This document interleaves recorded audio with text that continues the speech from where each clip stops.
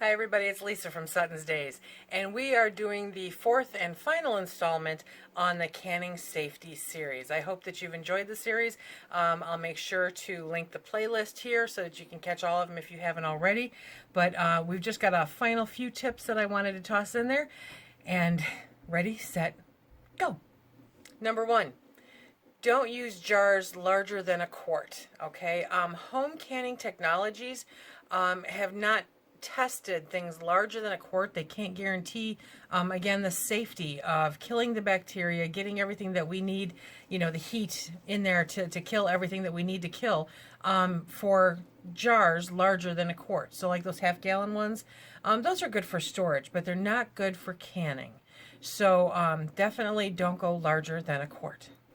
Number two is use modern canning recipes. If you're going to use recipes, don't use grandma's recipe. Don't use the old ball canning books. I mean, you've seen them. I've collected them because I like having them, because they're a history in a hobby that I really, really enjoy. So that's why I have them, because I like knowing how things have progressed. I will not use a recipe out of those old canning books. And I highly recommend that as a new canner especially, that you don't use those, that you use the new canning books with the approved recipes while you're learning.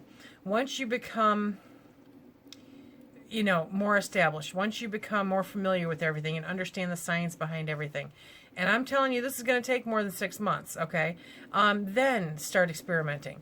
Watch, listen, learn. Don't necessarily do right off the bat. See how things turn out. Find out what you're comfortable with. But first, before you can do any of that, you have to know the science behind it. And the best way to do that is to use the newer recipes and recommendations. Really, really pay attention to your headspace, okay? It's very important. Too much is not good. Too little is not good. You really need to pay attention to your headspace. That information will come from those new recipes. When it comes to pressure canning, very, very simple rules that should be followed at all times.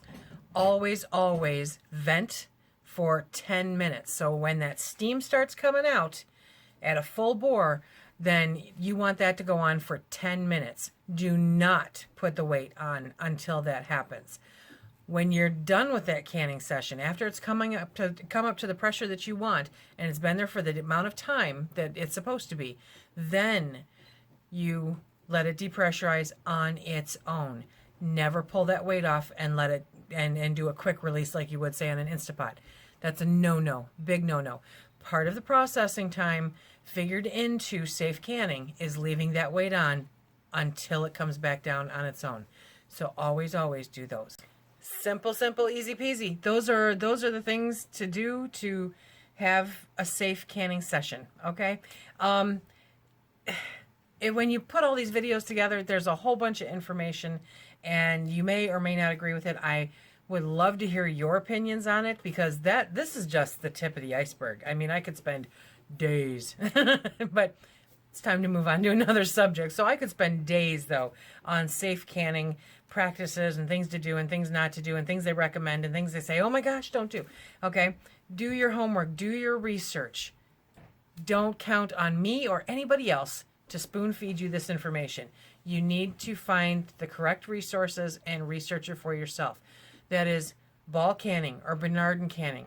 That is the National Center for Food Preservation. Trusted, reliable sources. That's where you want to get your information. Not from me, not from any other YouTube channel, just those. That's what you can trust. And if you go off, then you're taking a chance. And I'm not saying don't. I'm recommending not to, but I'm not saying don't. I'm just saying that if you decide to, you're going to then do it with a bit of knowledge behind you, and with the understanding that you are making that choice for you and yours, and you're willing to accept the consequences from making those choices, okay? I hope you've enjoyed this series. I would love to hear your opinions, discussion down below, just like with the previous videos. I think it's very important to share what we do, what we don't do in our opinions, whether we disagree with them or not, okay? So, if you like what we do here, please hit that like, subscribe, and share. Check us out on Instagram and Facebook. And until the next time, be safe.